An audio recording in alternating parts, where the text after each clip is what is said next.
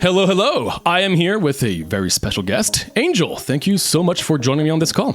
Yeah, no problem. My name is Angel Polacno, and I made The Void Rains Upon Her Heart. I made everything about it. The art, the music, the programming, everything. So I have a few questions for you, and feel free to answer them in however way you want to. Okay. First off, with how recent but fast roguelikes have been growing in the last few years, I always find it interesting to hear where different developers find inspiration from. In the case of The Void Rains Upon Her Heart, blending two fairly non-conventional genres, roguelike and kind of space shoot 'em up, I imagine you've had inspirations from different areas of the gaming world. Are there any games that pop to mind? Oh yeah, a lot of them. And surprisingly, other shoot 'em ups are very low on that list. I actually didn't play that many myself before starting to make this game. I played like very few, like a Toho, like maybe 7. I don't even know which one it was. So like that's how little I knew. And I just decided to do this anyway. And it's certainly worked out. But the main one, the one where if anyone's a fan of Kirby, they'll immediately look at the designs of everything in this game and be like, oh yeah, that's Kirby stuff. But there's so many things. Like, and they're weird too, like Guitar Hero. There's a lot of Guitar Hero in there. that seems weird, but like the quick play system is set up like a rhythm game. There's a lot of that, and like heavy metal music. There's a ton of achievement names that are all references to that. Well, not necessarily heavy metal, all of it. Some rock, lots of that. It's interesting that you say that, because effectively, when I compare the gameplay of the Void Rains to like a traditional shoot 'em up, effectively the overall pacing is very, very different and quite unique, because generally a lot of the traditional games in that world are a lot more about trial and error, while the Void is much more on the line of, like, if you take damage, it's okay, you just gotta move on and like go to the next fight, and it's okay to take hits here and there. And I think there's a different kind of way to approach and to view this kind of gameplay, which I find quite unique in that regard. So I think that's really interesting, and effectively I can see that this game has a lot of different random inspirations, which ends up creating this very unique kind of game. Yeah, I mean, that's kind of like, that's how I always go into design. I'm like, can I just come up with something from a bunch of weird places and just put them together into this thing? And that's how I have so many different bosses. I mean, there's like 103 at this point, and there's still more coming. Like Kirby games, at least before, I mean, they still do this. They like where the final boss ends up in kind of a shoot 'em up, like, or at least right before the final boss. This happens like in at least half the games. Yeah, like it does. You're at the final boss. First, we got to do this random shoot 'em up section, and that's really where this game came from. Like completely out of that. But I always say I have a single. If there's a single frame of a game that like made me this way, it is Kirby's Dream Land 3, the final boss. You're fighting it, it's a giant eyeball, you're shooting hearts at it. That all sounds real familiar here. But then as soon as it gets to the final phase, and mind you, this was a rated E, as soon as you hit it one last time, and then the white part of the eyeball explodes into blood, and it's just the pupil left coming after you. And I'm like, that changed me fundamentally when I was like 10 or whatever. I don't even remember when. Was there any inspiration in the roguelike side? Yeah, actually, Binding of Isaac is a main one. A lot, like, I'll just admit it. I'm the first to admit when, an idea comes from somewhere. I just looked through the whole list of items in that game, and I'm like, all right, which one of these can I just take? Like, there's the real divisive item. it starts unlocked, so everyone always gets it pretty early, and you pick it up and you're like, oh, I love this, or oh my god, I hate this item. It's called Anchor, which is just tractor beam from Isaac. Like your heart's magnetized into a straight line in front of you. I know exactly which one you talk about because when I grabbed that, I'm like, oh, yay! So, good. Precisely. Cool. The kind of story for this game is generally much more personal than your traditional like video game plot. Were there also any games that inspired this kind of story? Not particularly. Yeah, I mean, for the most part, it's just been like, yeah, I mean, it's a really personal story, obviously. Like, yeah, it's no, like, of course.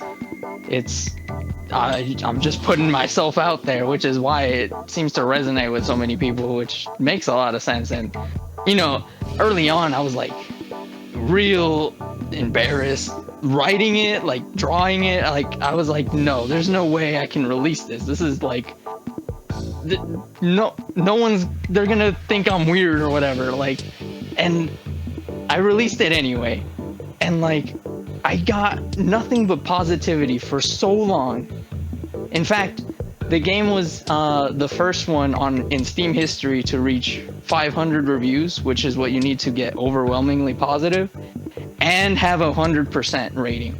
That was so incredible. It's like, oh, I must be doing something right. Like, it wasn't until like it started really getting out of its little bubble that, you know, some negative comments, you know, here and there, but even they haven't been that bad. Like, no, and honestly, I always say, you know, like you haven't truly put something on the internet until you receive your first negative comment anyway, right? Yeah.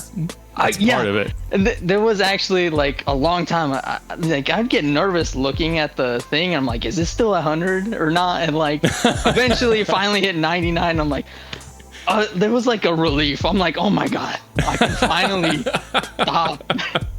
I understand that. I mean, as a YouTuber, you know, you kind of have that as well. Even if you've done something you've worked on for like 8 months nonstop, and then you get your random like negative. It's part of the vibe for sure. Yeah. But yeah, I mean, from what I've seen, I mean, looking at different people that's talked about this game, it's great to see that. Yeah, effectively, there seems to be a really dedicated bubble around this game, and I can understand because so when I look at other games that usually talk about pretty serious themes, they tend to be more specific. If you look at Celeste, for instance, I feel like Celeste is like when they talk about something specific, like stressful, you see the situation and it's like, oh, that is a reflection on that. Got it. And it's a nice touch. While I feel like this game is kind of like a broad just theme and overall just it's the whole game is just around these different emotions, so it's not like a cut and paste of like, oh, this clearly just relates to this. And so I find I can imagine that it can relate to a lot of people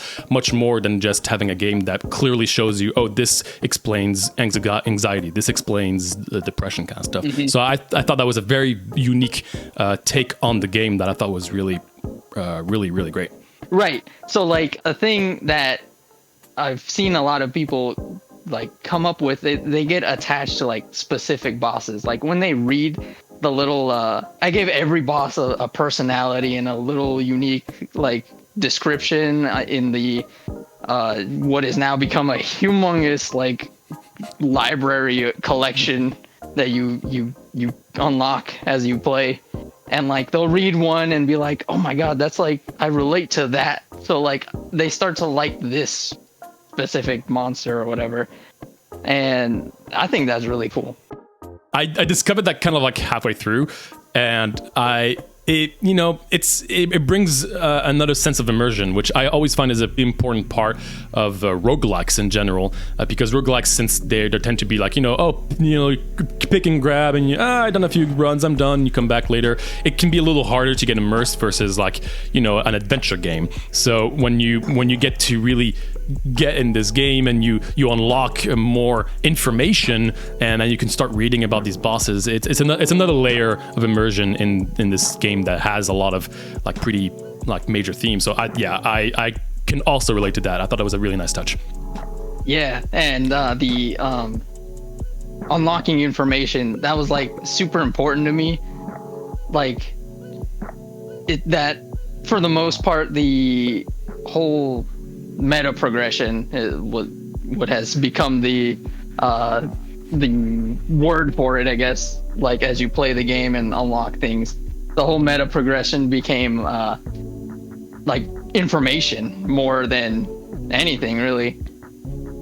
Oh yeah, absolutely. I think that's probably one of the most unique aspects of the game, because I feel like this creates a unique sense of progression where the first few hours of gameplay are more focused about the exploration and discovery, and the mid to late game progression taking more of like a focus on using that information to actually plan out your runs from here on out. And it's two completely different ways of playing the game, which is a feeling I really have not felt in many games out there. So I was kind of curious if you've had that planned out from the start, or did it just kind of come into play as you were developing? So it's kind of hard to remember now, because this game has been developing for almost 8 years now. I don't really remember it was 2016. Yeah, 2016. That's when I started it, somewhere in there. And so now it's like 8 years later. Yeah, it is 8 years almost.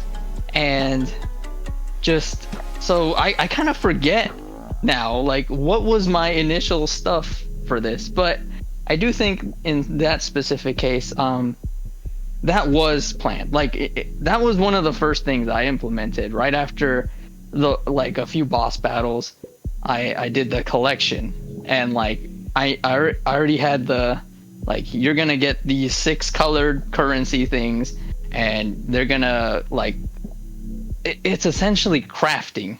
Like, you're not really buying, it was more of a crafting thing. You get these 6 materials that just all happen to be triangles, and you unlock the information. Like, it was important that it was information and not like unlocking a permanent upgrade to yourself or whatever. And actually, where that came from was, I don't know if you've ever played this game on the DS called Meteos. It's like a match 3 game, you know, but like when you match the colors, they turn into like a rocket ship and blast the meteors up into the atmosphere, and you send them at other planets to blow them up. But like the way you unlock stuff in that game is basically the same thing. All the meteors you send up become a currency that, like, and they had all the elements. Like, they had fire ones, grass ones, water ones, all that. And each thing you unlock required a certain amount of each one. And that's exactly what I just took. I just took that and made them, the colors represent different emotions. So like, the way I set prices for radiating stuff is like what emotions like matter to that gift. That's actually really cool. I just looked up Meteos, and I've never seen it, and I love that it seems to be niche, and I'm excited to try to look into that actually. Yeah.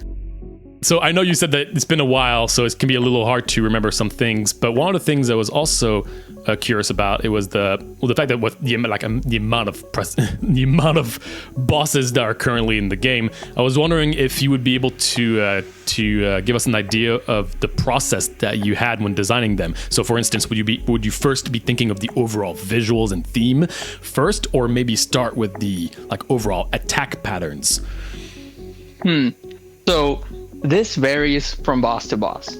Like, when this came out, there was actually, so this hit early access in 2018.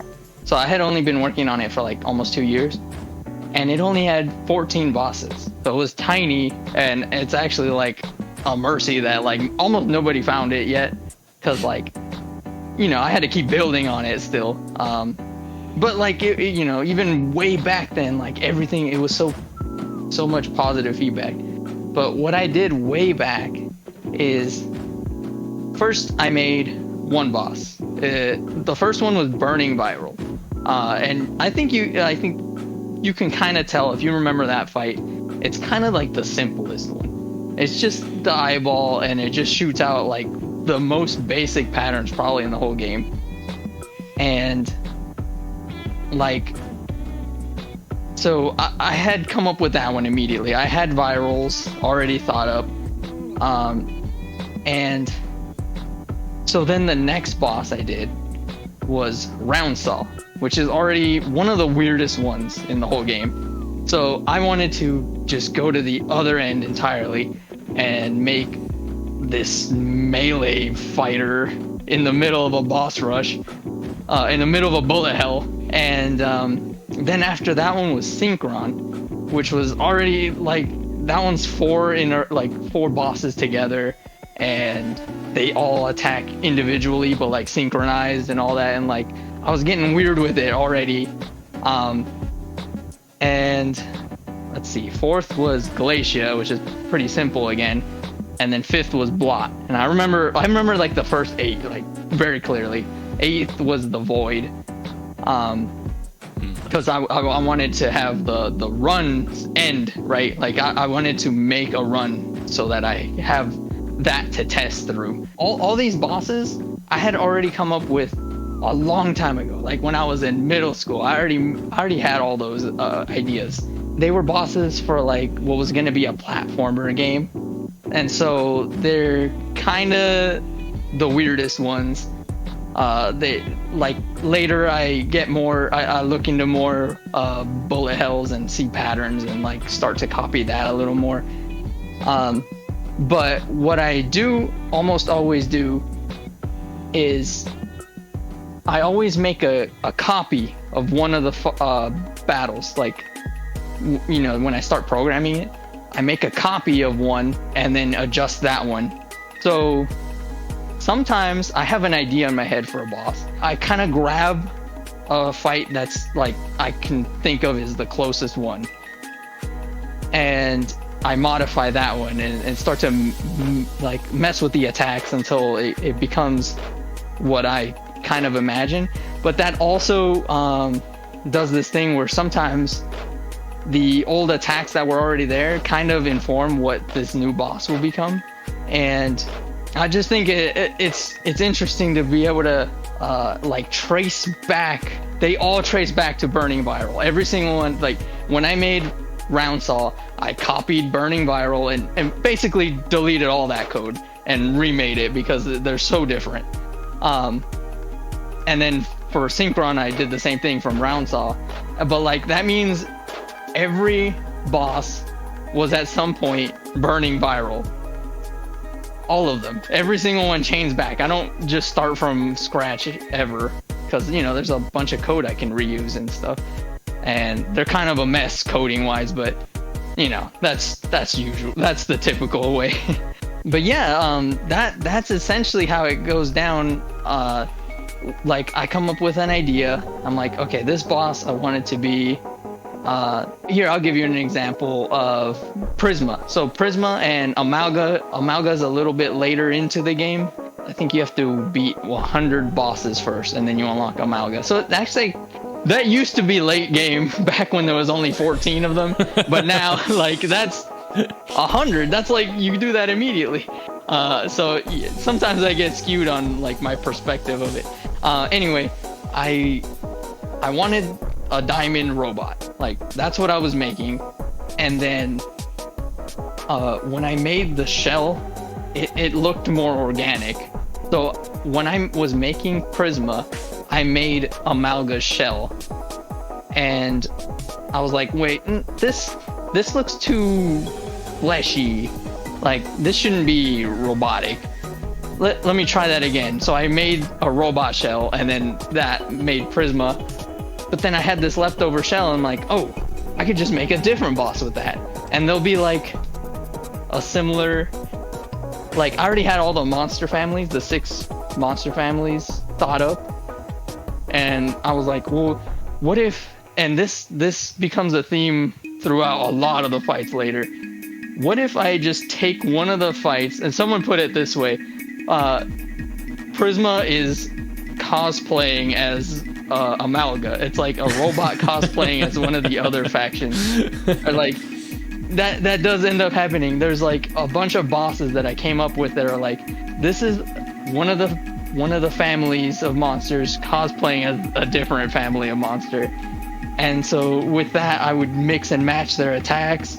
So like Prisma's one of the only stationary battles. Like that boss does not move. So its attacks do like big geometric patterns. And so with Amalga, I was like, oh, I can take that idea, but this boss does move. So like it messes with that geometry. And so that makes it harder. A whole bunch of other ones are like that. Not and Kiwi. So at first I was like, okay, Kiwi, I'm gonna make this vine with flowers, and it's gonna be an easy boss. That's what was in my head. Like, this is gonna be an easy boss, simple patterns and all that. Well, it turns out no matter how simple you try to make 4 projectiles shooting at the same time, it ends up being really hard. So I bumped the levels up on that one to be much higher. So Kiwi's one of the hardest fights in the game at this point. And then I was like, well, I still have this idea to do that, but like simpler. So what if I just gave it 2 heads instead of 4? And that's where Not came from. That one did not exist planning wise or anything until after I made Kiwi. And this happens with a lot of developers. I've been fortunate enough where I can work on it for this long and like not have to worry about money, you know, like I've been fortunate for that. So initially my plan was 36 bosses. That was my original plan, and I had about 20-ish thought up and like fully fleshed out in my head. So it was 36, but like as you can tell right now there's 103. That didn't plan out as I had thought.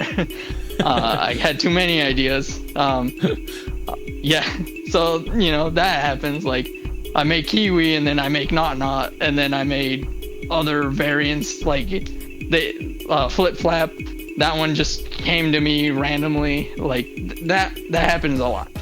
So yeah, it almost sounds like you kind of have like a core, a deep core from like the very beginning, and then like everything kind of like kind of expanded from a lot of these like original ideas that you just take bits and pieces to create new stuff.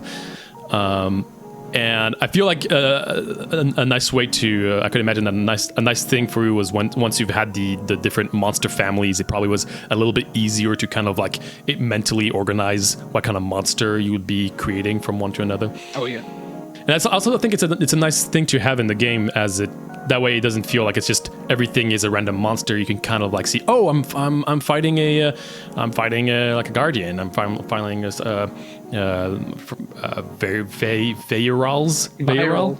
Viral, yes. Yeah. I just read them. I don't say them out loud. Yeah. Actually, that's another funny thing. So it's an I pun. VEYE, like the EYE is replaced by an I. Oh, yeah. So virals. Oh, that's so much easier to see and read. Almost nobody picks up on that, which is funny. No, that's fair. And like I did it on purpose. Like, of course, yeah. I always say there's no official pronunciations for any of them. Some of them end up changed when I start hearing people say one. An example is Lila. A lot of people say Lila. It was supposed to be Leela. It's actually like a Futurama reference. Like that was in my head, but like everyone started saying Lila, and like it became Lila in my head too. And like that, there's no going back anymore for me either. That's fair. Yeah. So I could imagine that if you've had a lot of these original ideas from a while back, which I totally get, and I think it's awesome that you were actually able to use those kind of like, one day I'll do this, like these crazy ideas you have in head that we all have, and you actually were able to make that into a game. When you started the development, was it always clear what the end goal was in terms of gameplay? Were you always planning on thinking of going for a shoot them up roguelike, knowing that that's, even though you didn't play many shoot them up, it's still quite unique? So was that also part of the idea from the start? Yes, immediately I knew it was going to be a roguelike, and I knew it was going to be a boss rush. So actually the story of like how this game came to be, So I was making a different game called Eye Attack, and you play as an eyeball. It's like a platformer. I didn't really know what direction to take it. Like it started out like Super Meat Boy, but then it started to become like a Metroidvania, and like it was getting messy, and like I didn't really know where I was taking it. I did make an Eye Attack in middle school, and like that's available. It's on itch.io. I have it. It's real. You can imagine what a middle schooler would make as a video game. Yeah, it has virals in it. It has some guardians too. Some Sandrome, Volodrome, they're in that game. And so I was making that game. I was making it like more modernized. And then at some, the direction thing, I didn't know what I was doing with it.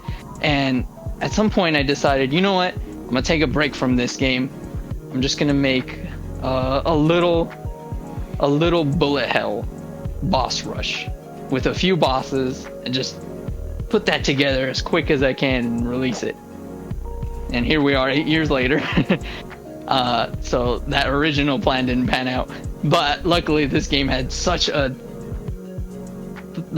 direction that I wanted to go with it that I had no reason to lose focus to it, because it was so simple. It's just bosses and bullet hell. I'd play other games and be like, whoa, I want to make something like that or something like that, but like I couldn't add that to this game. And so that was a good thing for me, because like that means I can't just keep adding everything I wanted. Every whim that comes to me, I learned to not put that in, right? And that's something a lot of developers have a hard time with, like solo developers especially. They're like, they want to make the biggest game in the world or whatever. That basically is a sure way to never release something, because it just keeps growing into something you can't manage anymore. But here, it's stuck. I haven't really added anything that's like too out of the box. Like, sure, I had a new mode, but it's just like here, like the towers. That was the most recent thing. It's just, it's just the same thing again, but like this time the gifts you get are wackier and they'll mess you up more. And like I wanted something like that. That was actually planned forever ago too. So like that finally made it in. Everything takes longer than you think. The original plan was, make this game really quickly and release it, but now it's the main game now. Like it's taken over entirely. And so maybe I'll go back to that Eye Attack. I mean, I definitely want to go back to that eventually. Probably start over again, because I don't know where I was going with it at the end there. But yeah. So I have something about eyeballs, as you can tell. Clearly, yes. That's actually really cool. I'm really happy I asked, because effectively, you're right. I think that's one thing that a lot of developers get to learn, hopefully quickly, is that you're always going to have more ideas and than you can actually afford to do, especially as a solo dev. I think people get to learn that a lot if people do a lot of game jams, for instance. Oh, yeah. Which I would imagine you've done plenty of. I actually haven't done that many, because I haven't done any actually. Oh really? Yeah. I've always been like when I start something, I want to make it like a bigger thing, and that that was what this was gonna be. This was kind of gonna be my game jam, but it was gonna be a little longer than it. But obviously it still went off in all kinds of. No. Yeah, but as you said, like you had a vision from the start, and it was a clear vision that is fairly unique, as opposed to someone who's going to be like, I'm going to make a Hades roguelike. That can, it kind of has its sub-genre, but it's as opposed to roguelike shoot them up, like 2D shoot them up, like space shoot them up kind of vibe. That is a lot more restricted, and I think that really does allow it to be a lot more focused, like you said. Even though there's a lot of content, everything is connected very, very well from one another. And I think that really does help as well people to stay focused in the game, but also get immersed in it. So I think that's really cool. Yeah, and even like when I started, I said Burning Viral is the first boss. I made that in a day. I had in one day already that boss done. There was essentially a makeshift quick play menu where it's like choose the level 1 through 5 because that boss goes up to 5, and like all that was done. The whole fight was done. You couldn't die yet though. You had health, but like once you got hit enough, your health would just be empty.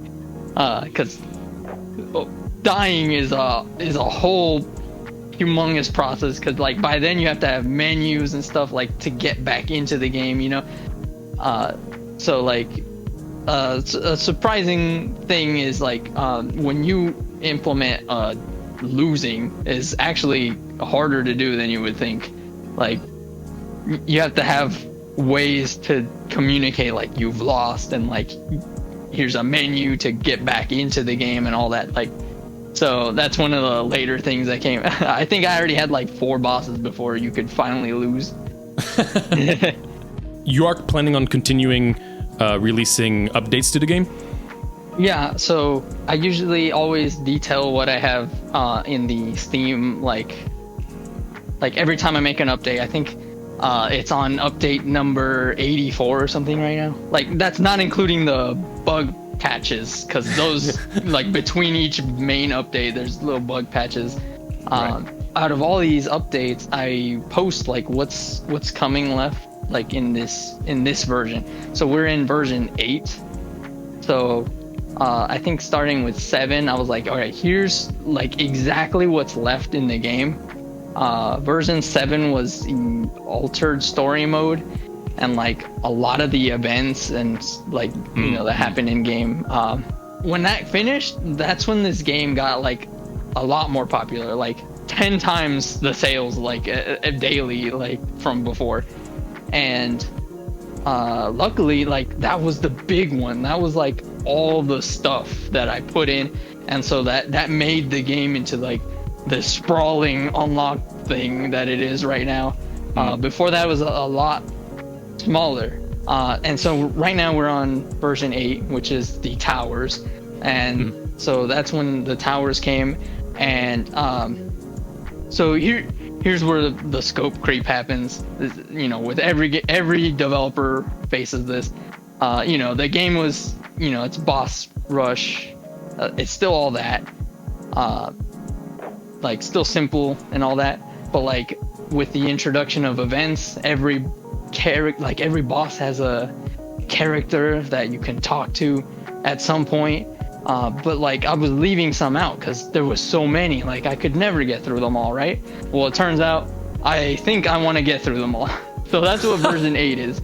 Version 8 is all the rest that I had left out, just seemingly like I arbitrarily picked ones that I was like, oh, I have a design in my head for this one. Right, like, right. Or this, like I know what this one will do. Like this one will trade this kind of gift for this.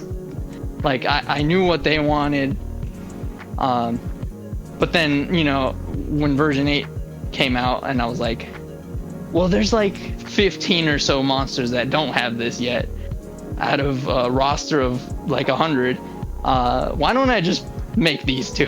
And then of course I made them have mini games. So there's a few that have mini games in them right now, and mini games are a little bit more complex than just, you know, talking, like dialogue.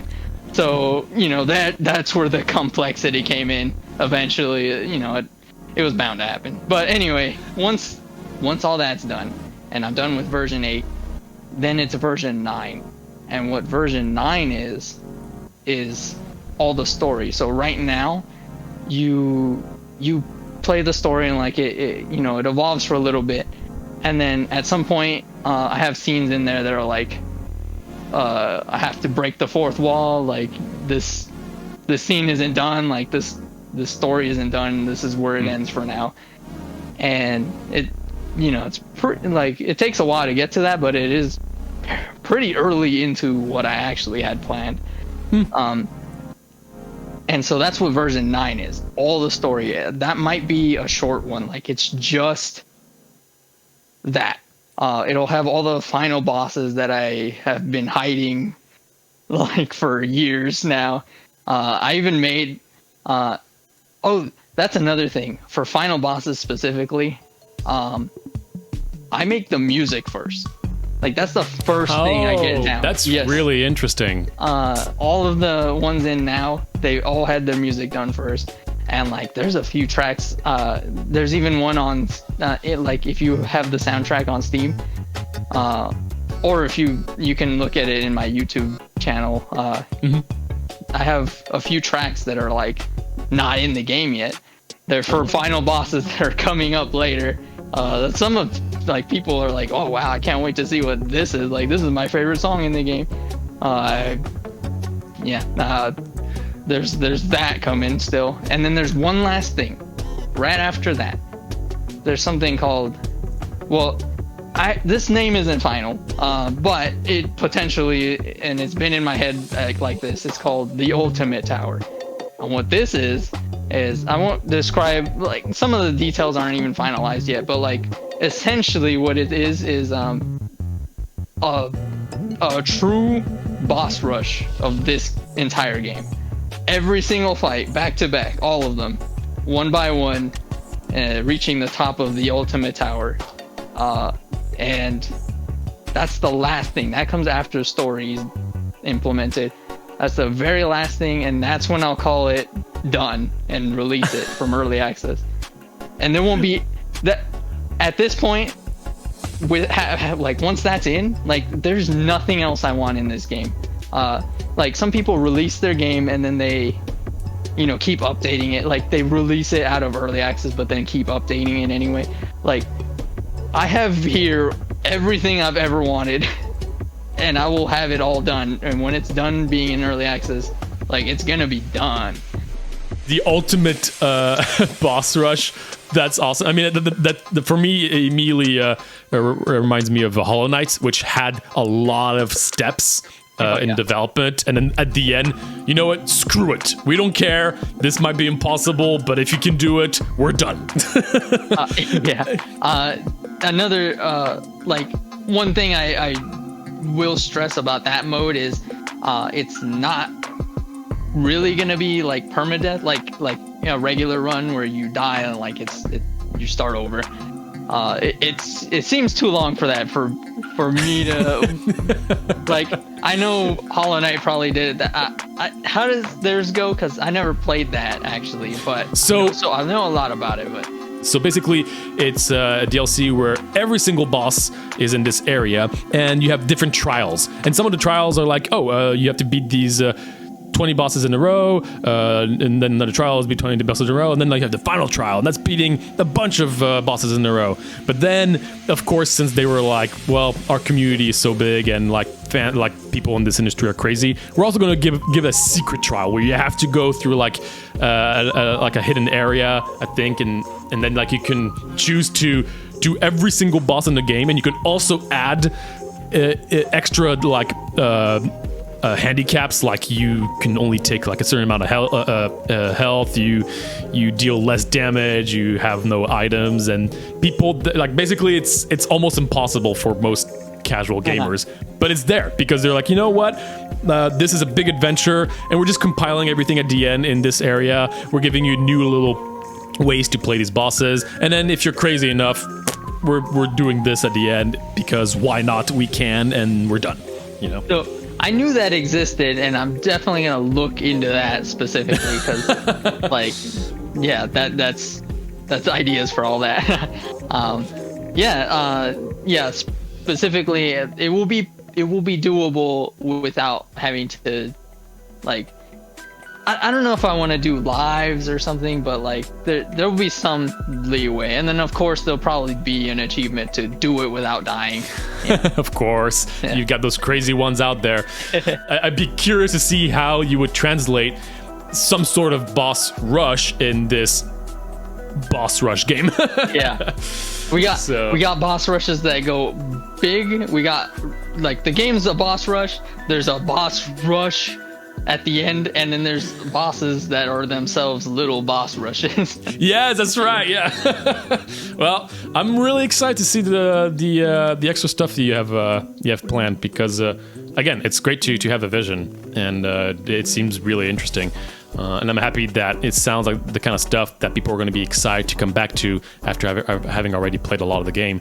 And to be fair, there's so much to unlock. I have not unlocked like everything, and I remember this was like the only game I could think of where I had beaten the final boss, and then I got beaten the final boss again on like a higher difficulty, and then I changed character, and then I beat another final boss on the even higher difficulty, and I got a bunch of unlocks, and then I look at my file and I'm at 10%, and I was like, what? I've seen when you win a run, it kicks you back to the titles screen. Yes. And like originally that was like that was a way to make it easier for me to reset the data. Like you need something like that, like when programming it, and like that was like a simple way to do it.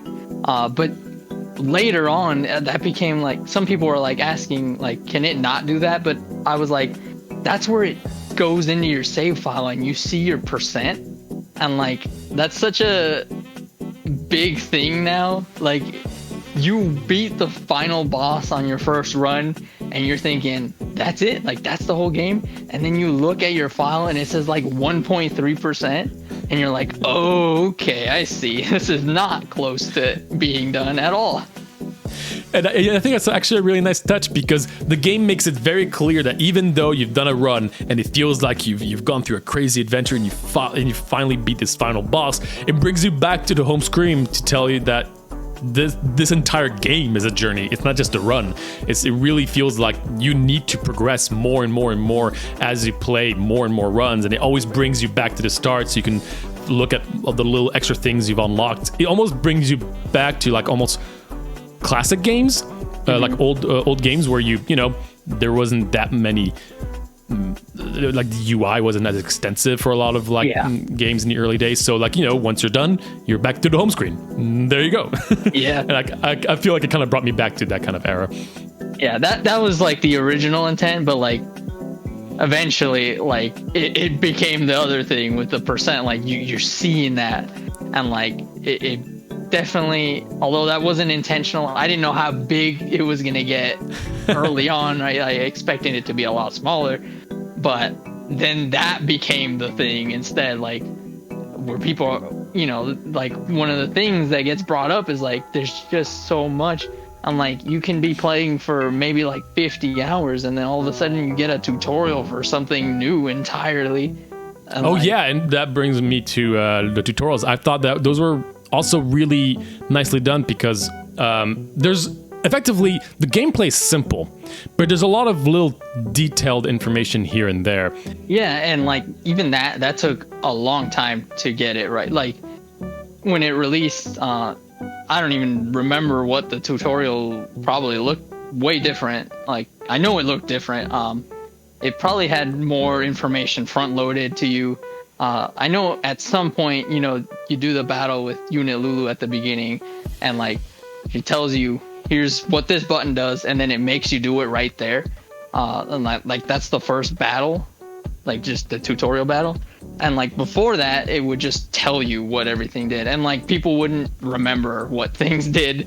And like, I mean, still some people still don't remember like that.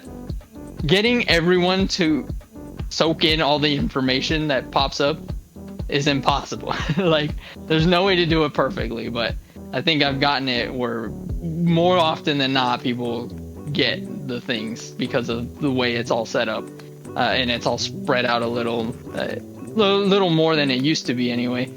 Like it used to be a lot more condensed. Like I think by the end of the first run it had, there was also less types of things at that point, so like it was a little easier to manage, but still I think it had the gifts and the karma tutorial all in one, and it was kind of too long and like to absorb all that. So, you know, I eventually split it up, and yeah, so that's how it ended up where it is now. Yeah, and not only is, again, like it's little bits in here and there, but also the fact that it's not just a random UI text telling you what to do, and it's like a character that is part of the game that you get to be more familiar with and build a relationship with. Here it just feels like it's your friend again. Who's trying to be like, hey, here's another thing, and it's just a different way of absorbing information in a way that's a bit more familiar and friendly. Yeah, that was very important to like, get people endeared to all these things, like the characters.